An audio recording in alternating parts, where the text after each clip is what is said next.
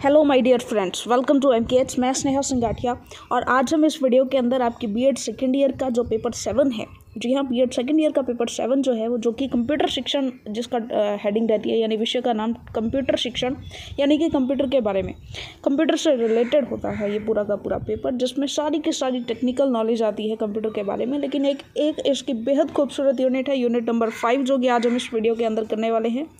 Unit number 5 जो है वो पूरी की पूरी ऐसी थ्योरेटिकल यूनिट है जो बाकी सारे एग्ज़ाम्स जो हमारे हो रहे हैं, 6 के 6 एग्ज़ाम्स जो भी आप देते हैं, सारे के सारे थ्योरेटिकल होते हैं, तो उन्हीं से मिलती जुलती होती है। इसलिए ये यूनिट अगर हम करके जाते हैं तो अगर हमें टेक्निकल पार्ट इसका समझ में नहीं भी आता है तो भी हम इसका 30 to 40% एग्ज़ाम का अटैम्प्ट कर पाते हैं। तो ये यूनिट आपको शॉर्टली करके ही जानी है।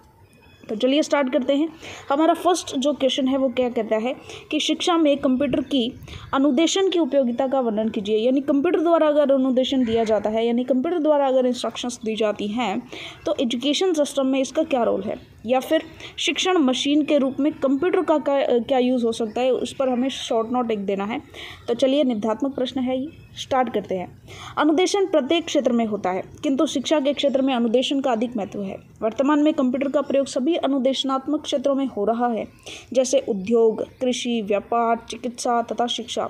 शिक्षा में कंप्यूटर से अनुदेशन एक महत्वपूर्ण प्रक्रिया है। यह निम्नलिखित 4 प्रकार की शिक्षण प्रक्रिया में व्यापक उपयोगी सिद्ध हुई है: परीक्षा प्रणाली में, शिक्षण और अनुदेशन प्रक्रिया में, शैक्षिक निर्देशन और परामर्श में, और शिक्षा के शोध कार्यों में।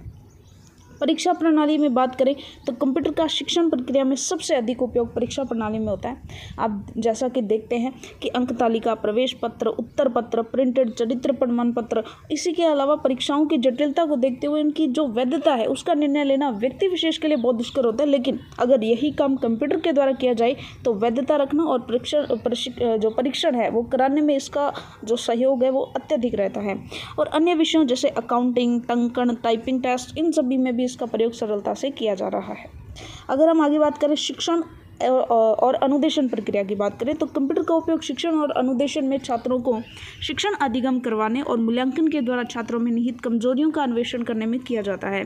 कंप्यूटर स्वतः एक जो है शिक्षण करता है, अतः बालक की कमजोरी को ढूंढने, उसको दूर करने में इसका विशिष्ट महत्व है। इसमें छात्र को अनुदेश भी प्राप्त होते रहते हैं और जिसका उपयोग वह अधिगम अनुभव करने में करता है। शैक्षिक निर्देशन और परामर्श की बात करें तो कंप्यूटर के द्वारा तथ्यों को, फैक्ट्स को इकट्ठा किया जाता है और उनको बालकों तक संप्रेषित किया जाता है, जिससे उन्हें उचित मार्गदर्शन, उचित निर्देशन मिलता है और यह शिक्षक और शिक्षार्थी दोनों के लिए निर्देशन प्रदान करता है। इसका उपयोग परामर्श, अनुदेशन देने में भी करते हैं और कंप्यूटर समय समय पर तथ्यों का आकलन करके उचित परामर्श भी देता है, यानी कि निर्देशन और परामर्श दोनों में ये उपयोगी है। शिक्षा के शोध या विश्लेषण कार्यों की बात करें तो शिक्षा में प्रतिदिन नए प्रयोग और शोध कार्य हो रहे हैं। शिक्षा प्रक्रिया को सरल बनाने हेतु वैज्ञानिक शोध में जुटे हैं। कंप्यूटर उनके इस क्षेत्र में बहुत मदद करता है। इसमें वैज्ञानिक प्रयोगों का विश्लेषण करने में सहायता प्राप्त होती है और उन्हें सहजता से ही निष्कर्षों तक पहुँचने में मदद मिलती है। और यदि कोई भी निष्कर्षों में कोई भी त्रुटि रह जाती है तो वो इसी कंप्यूटर के माध्यम से उसे दूर करने का प्रयास भी करते हैं। तो अब हम बात करते हैं कंप्यूटर से शिक्षण प्रक्रिया, टीचिंग प्रोसेस बाय कंप्यूटर। तो देखिए, अनुदेशनात्मक शिक्षा तकनीकी का क्षेत्र जो है वो विस्तृत है। विभिन्न यांत्रिक उपकरणों से अनुदेशन प्रदान करके शिक्षण कार्य किया जा रहा है। कंप्यूटर भी इनमें से एक है। कंप्यूटर ने जैसे जैसे अपने पैरों को फैलाया है वैसे वैसे मनोवैज्ञानिकों की दृष्टि से इसके ऊपर गहन रूप से पढ़ने लगी, इनकी दृष्टि भी इस पर गहन रूप से पढ़ने लगी। वह इसलिए कि मनोविज्ञान कंप्यूटर का प्रयोग शिक्षण में करना चाहते हैं।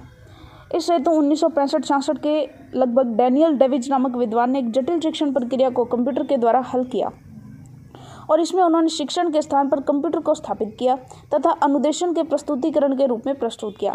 प्राप्त सकारात्मक परिणामों के आधार पर कंप्यूटर अनुदेशन प्रक्रिया को 2 भागों में विभाजित किया गया। वे 2 पक्ष निम्नलिखित हैं।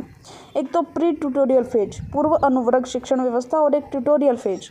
तो प्री ट्यूटोरियल और ट्यूटोरियल फेज यहाँ पर बताए जाने हैं कि किस टाइप से थे। तो सबसे पहले हम बात करते हैं ट्यूटोरियल फेज। अनुवर्ग शिक्षण में कंप्यूटर पूर्व पक्ष में प्राप्त बालक के प्रारंभिक व्यवहार के ज्ञान के आधार पर उसे अनुदेशन देकर अनुक्रिया करवाता है, यानी कि जो भी पूर्व पक्ष में उसने ज्ञान प्राप्त किया है। अनुदेशन सामग्री की सहायता भी कंप्यूटर प्रदान करता है, जिसमें छात्र अनुदेशन प्राप्त कर अधिक और उत्तम अधिगम कर सके। अंत में बालक के अधिगम को मूल्यांकित करता है और व्यवहार परिवर्तन की मापन प्रक्रिया पूरी करता है। सही अनुक्रिया करने पर कंप्यूटर उसे पुनर्बलन प्रदान करता है। इस प्रकार अनुदेशन प्रदान कर छात्र पर नियंत्रण रखना भी कंप्यूटर का कार्य होता है। अतः अनुदेशन तकनीकी में कंप्यूटर द्वारा शिक्षण प्रक्रिया प्रभावी बनती है। अगर हमें जो है प्री ट्यूटोरियल फेज में देखें तो पूर्व अनुवर्ग शिक्षण व्यवस्था के अंतर्गत छात्र के पूर्व ज्ञान के आधार पर विशिष्ट उद्देश्यों का निर्धारण किया जाता है और उन्हें प्राप्त करने के लिए छात्र की प्रतिभा का विकास करना होता है, जिससे विशिष्ट उद्देश्यों को प्राप्त करने के लिए विशिष्ट छात्र तैयार हो जाए। और इसमें पूर्ण ज्ञान का आधार ही प्रमुख होता है। छात्र को उसी के अनुरूप क्रिया करने को दी जाती है। अनुकूल वातावरण प्राप्त कर छात्र इन उद्देश्यों को प्राप्त कर अपने व्यवहार में परिवर्तन लाता है। अगर हम बात करें कंप्यूटर सहायक अधिगम और कंप्यूटर सहायक शिक्षण, कंप्यूटर सहायक अधिगम और नॉर्मल शिक्षण से आप क्या समझते हैं, यानी कि what do you understand by computer assisted learning and teaching. तो सिंपल सी बात है, देखिएगा कि कंप्यूटर शिक्षण अधिगम प्रक्रिया में सहायक के रूप में कार्य करती है। कंप्यूटर अनुदेशनात्मक कार्यक्रम को प्रस्तुत करने का अत्यंत ही प्रभावशाली यंत्र है। इसकी गति, शुद्धता तथा संचय क्षमता के कारण इसे किसी भी जटिल शिक्षण अधिगम प्रक्रिया के लिए प्रयुक्त किया जा सकता है। यह छात्रों की व्यक्तिगत विशेषताओं के प्रति अनुक्रिया प्रस्तुत करने की भी क्षमता रखता है, क्योंकि इसमें छात्र द्वारा भरे गए तथ्यों को संचित करने और पुनः प्रस्तुत करने की क्षमता भी होती है। इसलिए शिक्षण अधिगम के सिंपल सी बात है कि जो शिक्षण अधिगम प्रक्रिया है उसमें कंप्यूटर सहायक के तौर पर मुख्य कौन कौन से कार्य करता है, तो उनके कार्यों की लिस्ट हम देखते हैं। सबसे पहले कंप्यूटर सूचना का संचय करता है। कंप्यूटर छात्र के प्रारंभिक ज्ञान के आधार पर अधिगम सामग्री का चयन करता है। वह इलेक्ट्रॉनिक टाइपराइटर की सहायता से सूचनाएं संप्रेषित करता है। कंप्यूटर छात्रों की अनुक्रियाओं को स्थापित करने के लिए उसका पुनर्बलन करता है और कंप्यूटर छात्रों के अधिगम परिणामों का परीक्षण भी करता है। अगर हम बात करें कंप्यूटर आधारित अनुदेशन को हम निम्न प्रकार से स्पष्ट कर सकते हैं। यह एक कंप्यूटर अनुसंधान संस्था है जिसे कंप्यूटर के जनक चार्ल्स बेबेज के नाम पर खोला गया है। चार्ल्स बेबेज एक अंग्रेजी गणितज्ञ और वैज्ञानिक थे। सन 1812 में उन्होंने जैकार्ड के लूम सिद्धांत पर गणनाएं करने की सोची। उसने देखा यदि गणनाओं के पदों को पहले से ही जमा किया जाए तो मशीन द्वारा डाटा प्रोसेसिंग हो सकती है। बेबेज ने प्रोग्राम को स्टोर करने का तरीका खोज निकाला जो एक कैलकुलेटर से अलग था, और बेबेज के आविष्कार को डिफरेंस इंजन के नाम से जाना गया, जो कि लॉगरिथम टेबल्स की गणनाओं के लिए डिज़ाइन किया गया था। कई लीवरों की सहायता से डाटा इनपुट किया जाता था और एक टाइपराइटर जैसी युक्ति पर आउटपुट प्राप्त किया जाता था। बेबेज यही नहीं रुके, उन्होंने एक विश्लेषणात्मक इंजन भी बनाया। यह जोड़, घटाव, गुणा, भाग जैसे कार्यों को प्रोग्राम स्टोर करने वाली एक मशीन थी और प्रोग्राम पंच कार्डों की सहायता से तैयार किए जाते थे। एनालिटिकल इंजन के 4 महत्वपूर्ण भाग थे: इनपुट, आउटपुट, गणितीय इकाई और मेमोरी। आजकल बनाए जाने वाले कंप्यूटरों की लगभग इन्हीं 4 भागों में विभक्त होते हैं, आजकल वाले भी। बेबेज अधिक कुछ बना नहीं पाए। उनकी मृत्यु के बाद उनके बेटे ने एक एनालिटिकल इंजन का वर्किंग मॉडल सन 1871 में तैयार किया। बेबेज ने इस कार्य में अपनी दोस्त अगस्टा एडा बेरन का बहुत बड़ा सहयोग रहा और यह एक प्रसिद्ध कवि लॉर्ड बेरान की पुत्री थी। एडा बेरान ने बेबेज के एनालिटिकल इंजन पर कई प्रकार के विश्लेषण किए और प्रोग्राम तैयार किए। यही कारण है कि अगस्टा एडा बेरान का कंप्यूटर जगत की पहली प्रोग्रामर के रूप में भी जाना जाता है। उनके सम्मान में एडा नाम की एक प्रोग्रामिंग भाषा भी बनाई गई है। पैट्रिका कैलेंडर के अनुसार, अगला प्रश्न है, पैट्रिका कैलेंडर के अनुसार कंप्यूटर सहायक अनुदेशन की विशेषताओं और विधियों की विवेचना कीजिए। देखिए है क्या ये।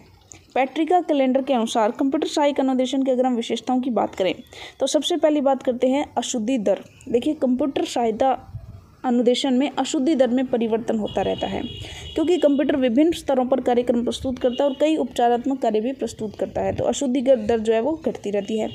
टेप, कंप्यूटर में पंच किया हुआ कार्ड या टेप भरा जाता है। टेप वो होता है बड़ा या छोटा। तो देखिए कंप्यूटर सहायक अनुदेशन में विद्यार्थी के अनुकूल बड़ा भी हो सकता है और छोटा भी हो सकता है।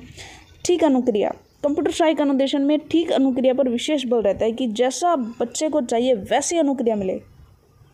विविधता, कंप्यूटर सहायक अनुदेशन कंप्यूटर के कार्यक्रम के अनुसार बदलता रहता है, क्योंकि कंप्यूटर विद्यार्थी के कार्य के अनुसार नई कार्यक्रम का चुनाव करता है और इस प्रकार इस अनुदेशन में विविधता आती रहती है। संप्रेषण उपकरण, कंप्यूटर के साथ इलेक्ट्रॉनिक टाइपराइटर या अन्य कोई संप्रेषण उपकरण लगाया जाता है। कार्यक्रम की कीमत, देखिए कार्यक्रम की कीमत इसमें बहुत अधिक होती है, क्योंकि इसमें टेप तैयार करनी होती है और उसमें बहुत सारी सूचना भी भरनी होती है, तो इस पर बहुत सारा खर्चा आता है। श्रृंखलीय या शाखीय, देखिए कंप्यूटर सहायक अनुदेशन कार्यक्रम जो निम्नतम स्तर पर श्रृंखलीय या शाखीय होता है, जो उच्चतर स्तर पर अन्य माध्यम अथवा अधिक जटिल कार्यों की शाखाओं में परिवर्तित हो जाता है। अगर हम कंप्यूटर आधारित यानी कि कंप्यूटर बेस्ड इंस्ट्रक्शन की विधियों की बात करें, modes of computer based instructions, तो वो इस टाइप से है। कंप्यूटर सहायक अनुदेशन, यह विधि ट्यूटोरियल कार्य एवं अभ्यास के साथ प्रत्यक्ष रूप से संबंधित है और अनुदेशन में बहुत सहायता प्रदान करता है। कंप्यूटर की सहायता से अनुदेशन में विभिन्न कार्यक्रमों की आवश्यकता होती है। कंप्यूटर प्रबंधित अनुदेशन की बात करें तो इस विधि में कंप्यूटर की भूमिका मात्र रिकॉर्ड रखने तक सीमित होती है, यह छात्र को प्रत्यक्ष निर्देश नहीं करता। इस प्रकार अनुदेशन छात्र के ज्ञान के वर्तमान स्तर की जांच में सहायता प्रदान करता है और यह विद्यार्थी की अधिगम संबंधी कमजोरियों एवं संभव उपचारात्मक क्रियाओं को भी दर्शाता है। चलिए इसके बाद देखते हैं कंप्यूटर आधारित अनुदेशनात्मक अनुरूपण। देखिए, कंप्यूटर बेस्ड अनुदेशनात्मक अनुरूपण कंप्यूटर प्रयोग की एक सशक्त विधि है। यह वास्तविक जीवन की यथार्थ स्थितियों को प्रस्तुत करती है। ये स्थितियाँ जो है अपने वास्तविक रूप में अव्यवहारिक और खतरनाक भी हो सकती हैं, परंतु कंप्यूटर पर इनके यथावत प्रतिरूप प्रस्तुत किए जाते हैं और ये अनुरूपण स्थायी भी हो सकते हैं और गतिशील भी। विद्यार्थियों को पृष्ठपोषक क्रियाओं और अनुक्रियाओं के फलस्वरूप इनकी स्थितियों में परिवर्तन भी हो सकते हैं। कंप्यूटर सहायक अनुदेशन केवल अभिक्रमिक अनुदेशन ही नहीं परंतु अलग प्रकार की अनुदेशन विधि है। इसमें कोई संदेह नहीं कि यह अभिक्रमित अनुदेशन का प्रयोग करती है, परंतु साथ में यह इलेक्ट्रॉनिक तथ्य संपादन, तथ्य संप्रेषण, श्रव्य दृश्य अवधारणाओं, जन सिद्धांत, संप्रेषण सिद्धांत, प्रणाली सिद्धांत तथा अधिगम सिद्धांत का भी प्रयोग करती हैं। कंप्यूटर सहायक अनुदेशन के विपरीत कंप्यूटर प्रबंधित अनुदेशन विद्यार्थी से संबंधित विभिन्न कारकों के परस्पर संबंधों का विश्लेषण करता है और विद्यार्थी की व्यक्तिगत आवश्यकताओं के अनुसार क्रियाओं का सुझाव देता है। इसमें जेसी फ्लैनगन द्वारा प्रतिपादित आवश्यकताओं के अनुरूप अधिगम कार्यक्रम, W कुले एवं R ग्लेजर द्वारा प्रतिपादित व्यक्तिगत रूप से प्रस्तुत अनुदेशन सम्मिलित है। सामान्यतः क्या होता है, सामान्यतः विद्यार्थी सहायक अनुदेशन से अच्छी तरह और कम समय में सीख सकते हैं। अगला प्रश्न हमारा है, शिक्षा के क्षेत्रों में कंप्यूटर सहायक अनुदेशन के प्रयोग का उल्लेख कीजिए। ये क्या है, right on the class of computer assisted instruction in areas of education. So बात करते हैं users of computer assisted instructions in areas of education. Tutorial एवं संवाद, कंप्यूटर कार्यक्रम द्वारा विषय वस्तु का वास्तविक शिक्षण किया जाता है। श्रव्य टेप द्वारा मौखिक व्याख्या प्रस्तुत की जाती है और कैथोड रे ट्यूब के द्वारा आवश्यकता अनुसार दृश्य प्रस्तुत किए जाते हैं। विद्यार्थी टाइपराइटर पर या पर्दे पर हल्के पेन से संकेत करके उत्तर देता है। तो सिंपल सी बात है, ओके मूड द्वारा विकसित टॉकिंग टाइपराइटर भी इस प्रयोजन के लिए प्रयुक्त किया जाता है। व्यावसायिक निर्देशन की बात करें तो कंप्यूटर द्वारा व्यावसायिक निर्देशन भी प्रदान किया जाता है। कंप्यूटर में पूर्ण संचित आलेखों, व्यावसायिक रुचियों, अभिरुचियों, मनोवैज्ञानिक परीक्षा के परिणामों आदि को संकलित किया जाता है। आवश्यकता पड़ने पर उनका प्रयोग किया जाता है। कंप्यूटर इन सूचनाओं और रोजगार की आवश्यकताओं एवं क्षमताओं का तुलनात्मक रूप जो है वो प्रस्तुत करता है। शैक्षिक निर्देशन और समुपदेशन की बात करें, अब निर्देशन और समुपदेशन सेवाओं के लिए भी कंप्यूटर का प्रयोग होता है। शैक्षिक निर्देशन के लिए विद्यार्थियों की कमजोरियों को पहचानने, उपचारात्मक अनुदेशन प्रदान करने का कार्य कंप्यूटर द्वारा किया जाता है। हमारे देश में उद्योग, प्रशासन और प्रबंध आदि क्षेत्रों में कंप्यूटर का प्रयोग होने लगा है। ड्रिल एवं अभ्यास, गणित, विज्ञान, भाषा आदि के शिक्षण में कंप्यूटर सहायक अनुदेशन का प्रयोग ड्रिल एवं अभ्यास के लिए किया जाता है। ड्रिल एवं अभ्यास में उपचारात्मक शिक्षण चाहने वाले विद्यार्थियों को उपचारात्मक कार्यक्रम भी प्रस्तुत किया जाता है। इस दृष्टिकोण से कंप्यूटर अध्यापक का प्रभावशाली विकल्प सिद्ध हो सकता है। परीक्षा प्रणाली, शिक्षक और परीक्षा शिक्षा प्रक्रिया के दो प्रमुख अंग हैं, यानी शिक्षण और परीक्षा जो है दोनों ही शिक्षा प्रक्रिया के अंग है और कंप्यूटर सहायक अनुदेशन का इन दोनों उद्देश्यों के लिए प्रयोग किया जाता है। परीक्षा परिणाम तैयार करने में बहुत समय लगता है। कंप्यूटर इस कार्य को शीघ्र, सही और वस्तुनिष्ठ ढंग से करता है। भारतीय स्थितियों में कंप्यूटर सेवाओं का प्रयोग विश्वविद्यालयों, स्कूल शिक्षा के राज्य बोर्डों और अनेक अन्य परीक्षाओं के परिणाम तैयार करने के लिए किया जाता है। शिक्षण और अनुदेशन, कंप्यूटर सहायक अनुदेशन का शिक्षण और अनुदेशन के लिए प्रयोग किया जा सकता है। गणित, विज्ञान, भाषाएं, व्यापार, प्रबंध, वायुसेना तथा मेडिकल व्यवसाय आदि के लिए कंप्यूटर का सफलतापूर्वक प्रयोग किया जा चुका है। जैसा कि पहले कहा जा चुका है कि शिक्षण दृष्टिकोण से कंप्यूटर कार्यक्रम प्रस्तुत करने का एक उपकरण है और अनुदेशन कार्यक्रम द्वारा ही होता है। यदि कंप्यूटर को बड़ी संख्या में विद्यार्थियों का अनुदेशन करना है तो उसके द्वारा प्रस्तुत कार्यक्रम व्यापक रूप से अनुक्रमित सूचना पर आधारित होने चाहिए और इस बात को सुनिश्चित बनाना होता है कि विद्यार्थियों के समक्ष पेश किया गया फ्रेम उनके लिए संतोषजनक हो।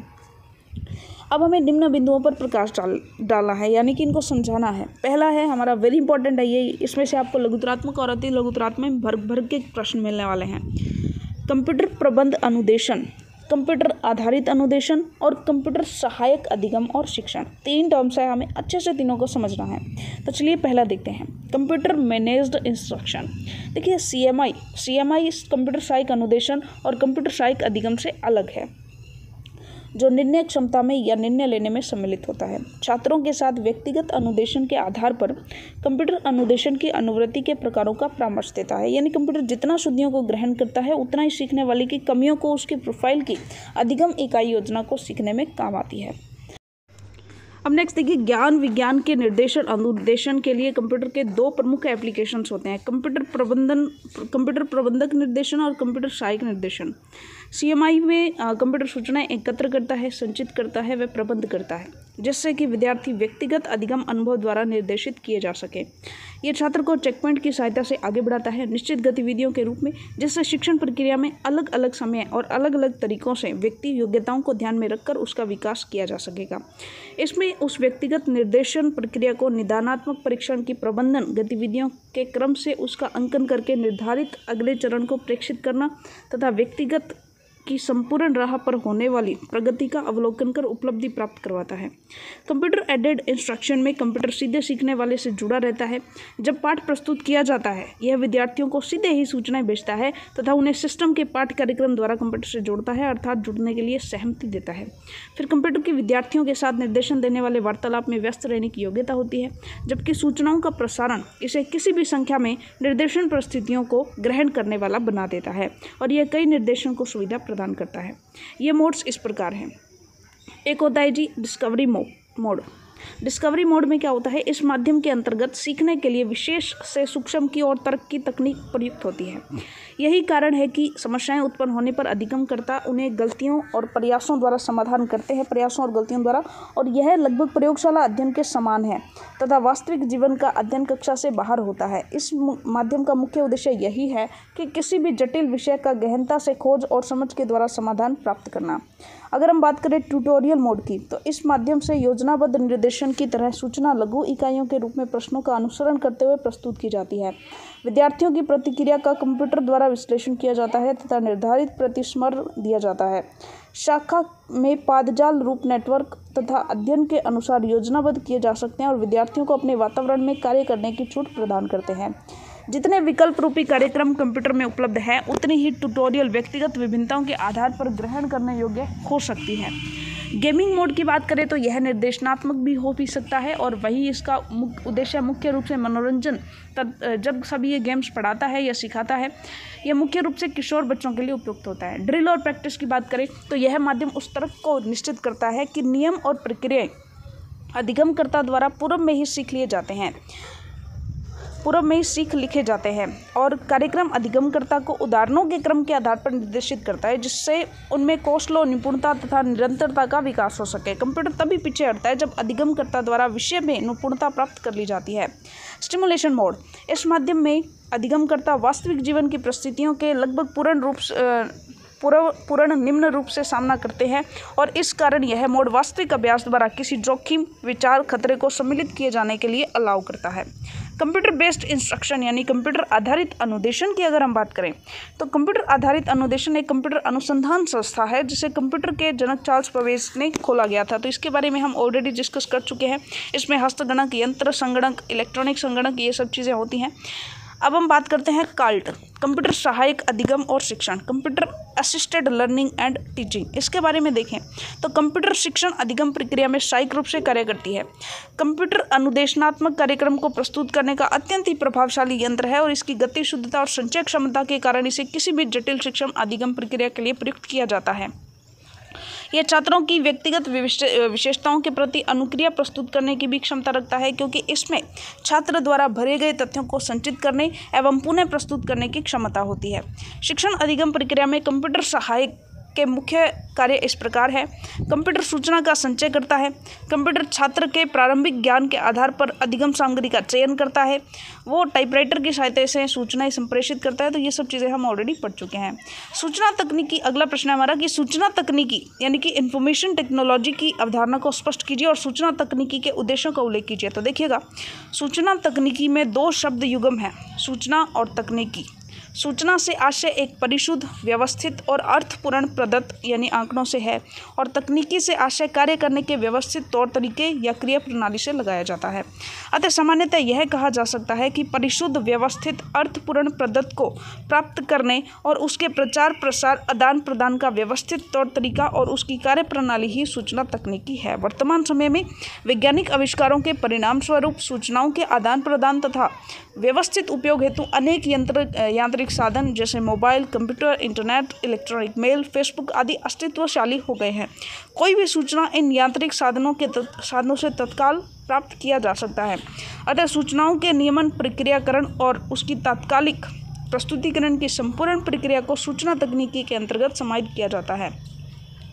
यूनेस्को के प्रतिवेदन में सूचना तकनीकी को स्पष्ट करते हुए कहा गया है कि सूचना तकनीकी वैज्ञानिक प्रौद्योगिकी और अभियांत्रिकी की वह शाखा है जिसमें सूचना के साथ व्यवहार और प्रक्रियाकरण, उनके प्रयोग, कंप्यूटरों और मानव तथा मशीनों के साथ उनकी अंतःक्रिया तथा संबंधित सामाजिक, आर्थिक और सांस्कृतिक विषयों में प्रयुक्त बंधन तकनीकियाँ शामिल है। स्मिथ और कैंपबेल का विचार है कि तकनीकों, उत्पादकों और प्रविधियों का एक नमूना सूचना प्रबंधन को नवीन इलेक्ट्रॉनिक आयाम प्रदान करने के लिए संयुक्त हो गया है और इस नमूने को सूचना तकनीकी के नाम से लिया जाता है। तो इसी तरह की और भी परिभाषाएं हैं। अतः स्पष्ट है कि सूचना तकनीकी सूचना प्राप्ति के इच्छुक व्यक्ति के ज्ञान संवर्धन, विवेकपूर्ण निर्णय लेने, समस्या समाधान की क्षमता विकसित करने वाली एक विधा है जो सूचना की प्राप्ति, उत्पत्ति, प्रदत्तों के संकलन, प्रदत्तों के भंडारण, प्रदत्तों तक पहुँच, प्रक्रियाकरण, पुनः प्राप्ति, विश्लेषण और परिशुद्ध रूप से सूचना के उपयोग और प्रसारण से संबंधित तौर तरीकों से परिचित कराती है। यह यांत्रिक उपकरणों के परिचालन को सूचना से जोड़कर नवीन सूचनाओं के आत्मसातीकरण द्वारा नवाचारिक ज्ञान अनुभव क्रिया की और व्यक्ति को उन्मुख करती है। सारांशतः सूचना तकनीकी आधुनिक सूचना संप्रेषण यंत्रों द्वारा सूचनाओं की प्राप्ति पर बल देकर उनके तौर तरीकों को सीखने, सिखाने और नवाचारित ज्ञान की ओर उन्मुख करने वाली एक विधा है। अगर हम इसके उद्देश्यों की बात करें तो सूचना तकनीकी का मूल उद्देश्य अधिगमकर्ता को विविध संचार माध्यमों का प्रयोग करके सूचनाओं को व्यवस्थित स्वरूप देकर उनके नियोजन, प्रबंधन, संचालन के तौर तरीकों का परिज्ञान, माफ कीजिएगा, तो हम यहाँ पर हैं कि यहाँ पर सूचना तकनीकी का माफ कीजिएगा, सूचना तकनीकी का मूल उद्देश्य अधिगमकर्ता को विविध संचार माध्यमों का प्रयोग करके सूचनाओं को व्यवस्थित रूप देकर उनके नियोजन, प्रबंधन, संचालन के तौर तरीकों का परिज्ञान देकर नवाचारित ज्ञान से अभिसंचित करना है, जिससे वे वैश्विक गुणवत्तापरक ज्ञान का अनुप्रयोग करके ज्ञानवान समाज का निर्माण किया जा सके। और सूचना तकनीकी के प्रमुख उद्देश्यों को निम्नवत प्रकट किया जा सकता है। सूचना के संकलन, भंडारण, उपयोग एवं प्रसारण क्षमता का विकास करना, सूचना की यथार्थ समझ और उसकी यथार्थ व्याख्या की सक्षमता का विकास करना, सूचना को व्यवस्थित एवं प्रक्रियाबद्ध करने की क्षमता का विकास करना, सूचना की प्राप्ति करके अपनी समस्याओं के समाधान करने के गुण का विकास करना, सूचना के द्वारा विवेकपूर्ण निर्णय लेने और दूसरों को परामर्श देने की क्षमता का विकास करना, सूचनाओं के प्रचार प्रसार करने की क्षमता को बढ़ाना, सूचनाओं की प्राप्ति करके नवाचारिक ज्ञान के संपर्क होकर ज्ञानवान समाज का जो है नवनिर्माण करना। चलिए फिर से हमारा पेज जो है डिस्टर्ब हो गया है, किसी और पेज पर हम चले गए हैं। चलिए इस पेज पर थे। चलिए तो हमारा जो है अगला क्वेश्चन है, नहीं ये हमारा हो चुका है, और चलिए ये शिक्षा में कंप्यूटर की भूमिका का वर्णन कीजिए। तो हमारा अगला प्रश्न हमें कहता है explain the role of computer in education. तो देखिए शिक्षा में कंप्यूटर जो है वो एक नया नवाचार है, यानी नूतन नवाचार है। जब से शिक्षा में इसका पदार्पण किया है तब से शिक्षा कार्य में संलग्न सभी अंगों को बहुत संतुष्टि मिली है। विविध शैक्षिक स्तरों पर इसका प्रयोग करके मनोवांछित कार्य संपन्न कराए जाते हैं।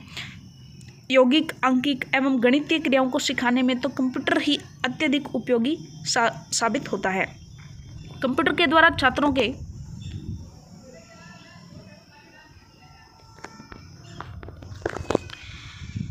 जो है यहाँ पर थे हम। कंप्यूटर के द्वारा छात्रों के वर्गीकरण में काफ़ी सहायता मिलती है और कुशाग्र और मंद तथा समस्यात्मक बालकों की बहुत सी समस्याओं के समाधान में भी कंप्यूटर सहायता देता है। इसके अतिरिक्त कंप्यूटर व्यक्ति को और सामूहिक दोनों रूप से प्रयुक्त किया जा सकता है, यानी ग्रुप में भी काम में लिया जा सकता है और अकेले भी काम में लिया जा सकता है, जिससे शिक्षण और अनुदेशन में किसी भी प्रकार की समस्या का सामना नहीं करना पड़ता। तो डेफिनेट सी बात है, लेकिन वर्तमान समय में शिक्षा के क्षेत्र में कंप्यूटर के प्रयोग और उपयोगिता को निम्नलिखित ढंग से प्रकट किया जा सकता है। तो एक तो हम करते हैं शिक्षण और अनुदेशन में कंप्यूटर का यूज़, परीक्षा और मूल्यांकन में, शैक्षिक प्रबंधन में, अनुसंधान में, आंकड़ों के संग्रहण और गणना में, विविध सूचनाओं के भंडारण में, अधिगठित पाठों को वस्तुनिष्ठता से ओतप्रोत बनाने में, स्व शिक्षण और अध्यापक नियंत्रित शिक्षण में, छात्रों को निर्देशन और परामर्श देने में और विविध तथ्यों को क्रमबद्ध करने में, विविध विचारों सूचनाओं की पुनरावृत्ति में और भविष्यवाणी करने में। कंप्यूटर द्वारा दी जाने वाली शिक्षण प्रक्रिया तो हम ये ऑलरेडी पढ़ चुके हैं किस तरह से ये होता है। चलिए अगला प्रश्न है हमारा, शिक्षण अधिगम में इंटरनेट के उपयोग की विवेचना करिए। Discuss the using of internet in teaching learning. तो बात करते हैं हम इंटरनेट की। शिक्षा के क्षेत्र में इंटरनेट के प्रयोग की असीमित संभावनाएं हैं। मुक्त अधिगम प्रणाली को औपचारिक शिक्षा के समानांतर एक प्रभावी और अद्यतन प्रणाली बनाने में इंटरनेट के प्रयोग से आशातीत सफलता मिल सकती है। यह बड़ी मात्रा में आंकड़ों की प्राप्ति करने की, उनकी खोज करने में विशेषक सहायक होता है। मल्टीमीडिया संबंधी कार्यक्रम के संप्रेषण में इंटरनेट विशेष योगदान कर सकते हैं। विश्व की नवीनतम खबरों की प्राप्ति में, उपयोगी नोट्स के आदान प्रदान में, वैश्विक स्तर के शोध संबंधी जानकारी और पुस्तकालयों से उपयोगी पुस्तकों की प्राप्ति में भी इंटरनेट का उपयोग जो है वो अत्यधिक होता है। शिक्षा के विविध क्षेत्रों में इंटरनेट के प्रयोग की संभावना को इस प्रकार से प्रकट किया जा सकता है। सबसे पहले तो मुक्त अधिगम प्रणाली में देखिए, इंटरनेट जो है वो मुक्त अधिगम प्रणाली का एक शक्तिशाली अभिकरण बन सकता है। आज मुक्त अधिगम प्रणाली की सबसे बड़ी समस्या शिक्षक शिक्षार्थी के मध्य अंत्यक्रिया की समुचित व्यवस्था का प्रभावशाली व्यवस्था न होना है। इंटरनेट इस आवश्यकताओं की पूर्ति कर सकता है। मोबाइल इंटरनेट, फोन, ई यूनिवर्सिटी, ई परामर्श इसमें विशेष भूमिका अदा करते हैं। इसके अतिरिक्त पाठ्यक्रम को सुव्यवस्थित बनाने, नवीन अनुदेशात्मक प्रविधियों के विकास, अनुदेशन की गुणवत्ता को कायम रखने, सेवारत शिक्षकों को प्रशिक्षण की उचित व्यवस्था प्रदान करने में इंटरनेट के प्रयोग की असीम संभावनाएं हैं। मुक्त विश्वविद्यालय में प्रवेश, अध्ययन एवं परीक्षा की पूरी समुचित व्यवस्था इंटरनेट के माध्यम से की जाती है। अगर हम बात करें नेक्स्ट, औपचारिक अधिगम प्रणाली। इंटरनेट वर्तमान परंपरागत औपचारिक अधिगम प्रणाली का भी प्रभावशाली बनाने में योगदान दे सकते हैं। विश्व की प्रमुख विषय विशेषज्ञों से तत्काल संपर्क कर ज्ञान की प्राप्ति में, अंतर्राष्ट्रीय ज्ञान विज्ञान की जानकारी प्राप्त करने में, अद्यतन प्रवृत्तियों को जानने और समझने में, विश्व स्तर के पुस्तकालयों में रखी गई पुस्तकों का अवलोकन, शोध कार्यों में आंकड़ों की प्राप्ति और शोध विधियों की जानकारी प्राप्त करने में, तो इन सभी में यहाँ पर ये किया जाता है। शिक्षक प्रशिक्षण में देखिए, शिक्षक शिक्षा में भी ये महत्वपूर्ण रोल निभाता है। विकलांगों की शिक्षा में जो कि आवागमन नहीं कर सकते हैं, तो उनको भी जीवन की मुख्य धारा से जोड़ने और आत्मनिर्भर बनाने में इंटरनेट एक वरदान है।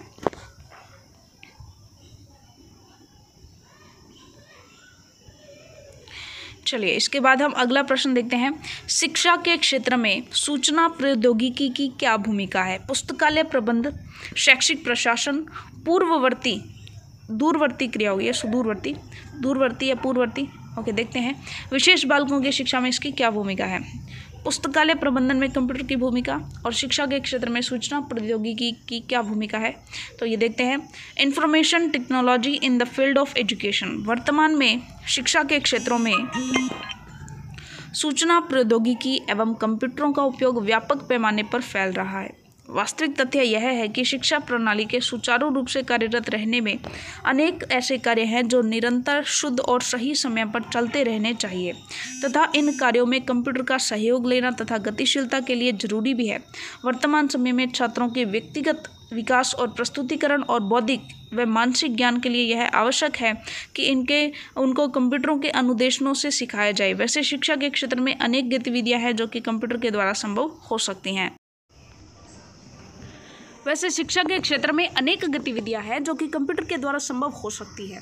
शिक्षकों की उपस्थितियां दर्ज करना, छात्रों की उपस्थितियां दर्ज करना, शिक्षकों का वेतनमान तैयार करना, छात्रों के अभिभावकों से पत्र व्यवहार, छात्रों से फीस प्राप्त का हिसाब किताब, तो अन्य जितने भी ये काम होते हैं ना, ये सारे के सारे कंप्यूटर से जो है करके किए जाते हैं। लाइब्रेरी मैनेजमेंट की बात करें तो पुस्तकालय प्रबंधन में कंप्यूटर की महत्वपूर्ण भूमिका है। आज चूँकि पुस्तकालय में कंप्यूटर की आवश्यकता महसूस की जा रही है, क्योंकि पहले पुस्तकों से संबंधित रिकॉर्ड छात्रों को दी गई, पुस्तक से संबंधित रिकॉर्ड अध्यापकों को दी गई, ये सारे के सारे रिकॉर्ड जो है वो कंप्यूटर से करने में ईजी हो रहे हैं और समय की बचत हो रही है और गलतियाँ भी नहीं होती हैं और रिकॉर्ड जो है वो सेट भी रहता है, स्टेबल रहता है। कंप्यूटर में इंटरनेट की सहायता से अन्य स्थानों, देश विदेश की नई पुस्तकों की जानकारी मिलती है, जिससे छात्र छात्राओं को नई नई जानकारियाँ प्राप्त होती है और एक बटन दबाते ही सभी रिकॉर्ड सामने आ जाते हैं। कंप्यूटर के उपयोग से स्कूल कॉलेजों की लाइब्रेरी में भी निम्न कार्य किए जाते हैं, जैसे किसी सदस्य के पास किए गए लेन देन के विवरण की सूची सिर्फ उसका नाम सर्च करते ही आ जाती है। और वैसे हमारे सामने अगर लिस्ट इतनी बड़ी तो नाम ढूंढने में बैठे तो बस ढूंढते ही रहें। नई पुस्तकों की प्रविष्टि करना, पुस्तकें इशू करना, जमा नहीं होने वाली पुस्तकों की सूची तैयार करना, पुस्तकें जमा करना, नए सदस्यों की प्रविष्टि करना, स्कूल के अन्य व्यवस्थापन जैसे नए छात्रों का प्रवेश, पुराने छात्रों का स्थानांतरण, प्रमाण पत्र देना, स्टाफ के वेतनमान की व्यवस्था करना, प्रत्येक कक्षा के कालांश का चार्ट तैयार करना, स्टाफ व छात्रों की उपस्थिति, ये सब कार्य इनमें कंप्यूटर का यूज होता है। शैक्षिक प्रशासन में कंप्यूटर की भूमिका। देखिए, शैक्षिक प्रशासन में अनेकों कार्य आज सिर्फ कंप्यूटर की मदद से ही किए जा रहे हैं, जैसे छात्रों की अंक तालिका बनाना, उनके रिकॉर्ड टेबुलेशन रजिस्टरों में जमा करना, कर्मचारियों की उपस्थिति दर्ज करना और उसका वेतन पत्र तैयार करना, छात्रों की उपस्थिति दर्ज करना, प्रत्येक छात्र की व्यक्तिगत प्रगति और विश्लेषण करके उसकी रिपोर्ट तैयार करके अभिभावकों तक पहुँचाना, विद्यार्थियों के स्थानांतरण पत्र तैयार करना, संस्था के विभिन्न खर्चों का हिसाब किताब साफ सुथरा और तुरंत करना, विभिन्न कक्षाओं में विभिन्न विषयों के अध्यापकों का रिकॉर्ड रखना और उनकी ड्यूटी तय करना। दूरवर्ती शिक्षा में कंप्यूटर का अनुप्रयोग देखें तो संचार तकनीकी में सूचनाओं के आदान प्रदान की विशिष्ट भूमिका है। देश के किसी भी कोने में रहने वाले व्यक्ति के लिए शिक्षा का प्रबंध करना अत्यंत सरल हो गया है। तो इसके लिए आप जितना भी आप अपनी तरफ से बनाना चाहें लिख सकते हैं। विशेष बालकों के लिए देखें तो ऑस्ट्रेलिया की रोबोट्रॉन कंपनी ने नेत्रहीनों के लिए एक विशेष ब्रेल लिपि आधारित कीबोर्ड तैयार किया है, जिसकी सहायता से वे कंप्यूटर पर सभी कार्य सामान्य व्यक्तियों की तरह कर सकते हैं। इस कीबोर्ड के साथ एक ध्वनि प्रणाली भी जुड़ी हुई है। जैसे ही इस कीबोर्ड का कार्य प्रारंभ किया जाता है कि उसमें उत्पन्न ध्वनि से यह ज्ञात हो जाता है कि ऑपरेटर ने कहीं कोई गलती तो नहीं की है। इसे पार्किंसन ब्रेल की कीबोर्ड कहते हैं। मुंबई में नेत्रहीनों के राष्ट्रीय संगठन Indian association for the visually handicap Vidyapeeth Bhavan church gate Mumbai ने इस तरह के कीबोर्ड का उपयोग प्रारंभ कर दिया है। इसके अतिरिक्त जो लोग ब्रेल लिपि से परिचित नहीं हैं, वे भी सामान्य कीबोर्ड तथा स्क्रीन रीडिंग सॉफ्टवेयर की सहायता से कंप्यूटर में दक्षता प्राप्त कर सकते हैं। और शिक्षा में सूचना प्रौद्योगिकी के प्रतिबिंबित प्रभावों का प्रकाश हमें डाला है। तो देखिए अगला प्रश्न, शिक्षा में सूचना प्रौद्योगिकी के प्रतिबिंबित प्रभावों पर प्रकाश हमें डाला है। तो देखिए 21वीं शताब्दी के श्री गणेश के साथ ही सूचना प्रौद्योगिकी, माफ कीजिएगा,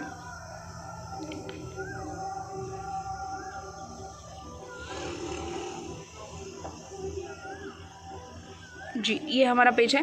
21वीं शताब्दी के श्री गणेश के साथ ही सूचना प्रौद्योगिकी का उद्भव हुआ। और सूचना प्रौद्योगिकी वह तकनीकी है जिसमें कोई भी विषय या जानकारी ब्रह्मांड में कहीं भी उपलब्ध है, किसी भी समय किसी भी व्यक्ति द्वारा उपलब्ध करवाई जा सकती है। और सूचना प्रौद्योगिकी एक वृहद अवधारणा है जिसमें सूचना प्रक्रिया और उसका प्रबंध संबंधी सभी पहलू इसमें सम्मिलित होते हैं। सूचना प्रौद्योगिकी एक वृहद अवधारणा है, डेफिनेट सी बात है। और कंप्यूटर, हार्डवेयर, सॉफ्टवेयर और इंटरनेट सूचना प्रणालियों का आधार है। वस्तुतः सूचना प्रौद्योगिकी एक मिश्रित प्रौद्योगिकी है जिसमें कंप्यूटर और टेलीकम्युनिकेशन टेक्नोलॉजी दोनों ही प्रकार की प्रौद्योगिकी एक दूसरे के साथ मिलकर सूचना संसाधन व संप्रेषण का कार्य करती है।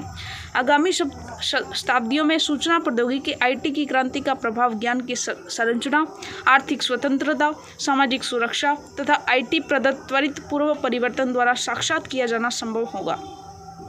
सूचना और दूरसंचार के क्षेत्र में हुए परिवर्तनों से जगत आज एक वैश्विक ग्राम बन गया है और परिणामतः छोटे और बड़े, आधुनिक या पिछड़े, विकसित और विकासशील देश अपने विकास की रूपरेखा निर्धारित करने हेतु आईटी क्षितिज को नव स्वरूप देने में संलग्न है। मुख्य महत्वाकांक्षा है व्यापार तथा सूचना द्वारा अपने नागरिकों को उत्तम जीवन स्तर प्रदान करना। आईटी सूचना सुविधा, आंकड़े संग्रह, सूचना का उपयुक्त उपयोग, ज्ञान व बुद्धि वृद्धिकृत उत्कृष्ट बौद्धिक निर्णय शक्ति के नियमित आकार सृजन से संबंध है। अगर हम देखें राज्य में सूचना प्रौद्योगिकी,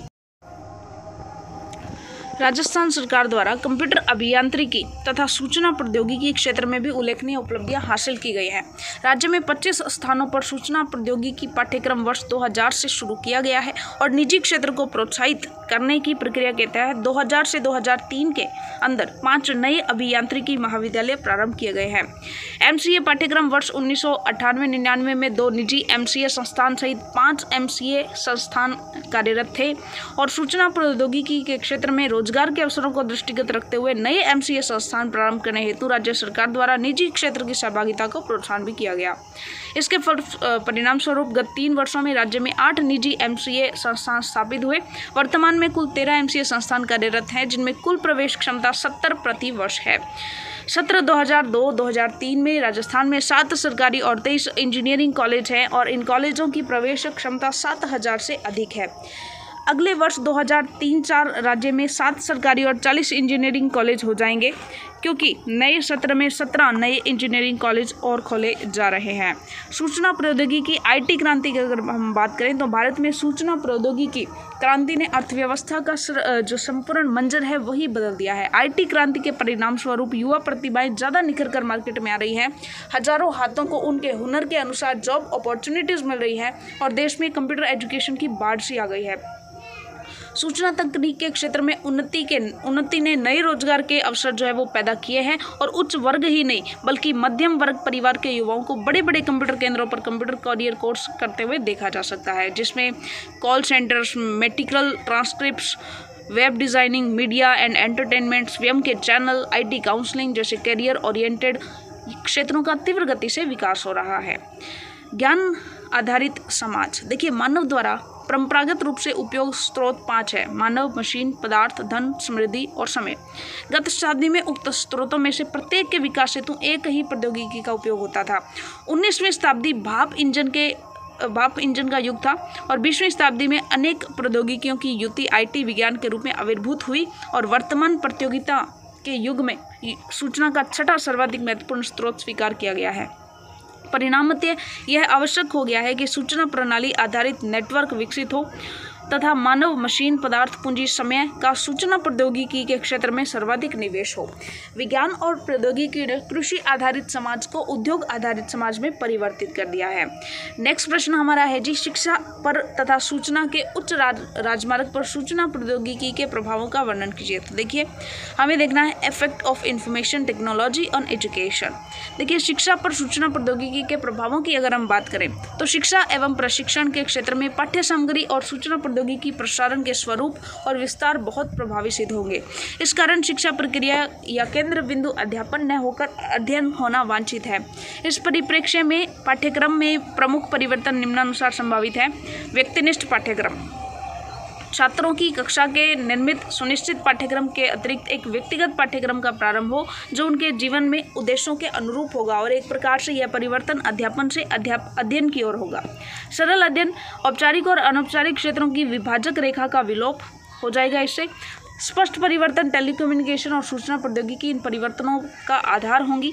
सस्ते यंत्रों का सूक्ष्मीकरण यानी छोटे होते जाएंगे यंत्र, और सहज अध्ययन भी जो है वो सहज हो जाएगा। शिक्षा उद्यम के रूप में विश्व के मुख्य उद्योगों की तुलना में भविष्य की शिक्षा मूल उद्योगों के आयाम ग्रहण कर लेगी और नेटवर्क अनेक यंत्रों का उत्पादन करेंगे तथा ग्राहक चयनित और निर्देशित द्विमुखी दूरदर्शन अंत प्रतिक्रिया और रिकॉर्ड हो सकने वाली संदेशग्राही प्रणालियाँ इसमें आएंगी। IT सूचना और टेलीकम्युनिकेशन की युक्ति से उत्पन्न दृश्य श्रव्य स्रोतों को उपयोग करने की हमारी क्षमता को भी विस्तार देंगे।